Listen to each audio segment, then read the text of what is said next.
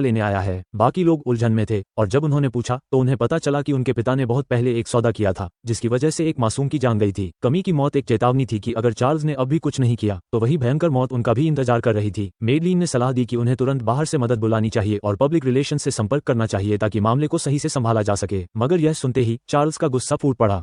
उन्होंने सभी को रोकते हुए कहा कि उनका कर्तव्य है कि वे अपनी सुरक्षा पर ध्यान दें। फिर उन्होंने घोषणा की कि कमी का हिस्सा हन्ना को मिलेगा ताकि वह एबनेथी परिवार का हिस्सा मानी जाए। ये बात सुनकर सब हैरान रह गए। इस स्थिति को और बिगड़ने से बचाने के लिए उन्होंने हत्यारे को ढूंढने के लिए खोज शुरू की। कमी की मौत से कई शक पैदा हुए और सीजे ने हन्ना और ड्रू पर आरोप लगाया, ये कहते हुए कि उनके पिता के फैसले से अब वे दोनों ही मुख्य लाभार्थी हैं। ड्रू, जो सीजे के बिना वजह के आरोपों से गुस्से में था, पलटवार करने की तैयारी करने लगा, लेकिन हन्ना ने उसे रोकते हुए कहा कि अभी सबसे जरूरी बात कमी के शव को संभालना है। जैसे ही वे दोनों पूल के पास पहुंचे, कमी का शव कहीं नहीं था और जमीन पर सिर्फ खून का एक पूल पड़ा था। हन्ना को एक सर्दी का एहसास हुआ जो उसके पूरे शरीर में फैल गई। उस पल में उसे ये तय कर लिया था कि उसे इस जगह से जितना जल्दी हो सके बाहर निकल जाना चाहिए। हालांकि यहाँ एक बड़ी दौलत का मौका था, लेकिन यदि इंसान जिंदा न हो तो उस दौलत का क्या फायदा। ड्रू थोड़े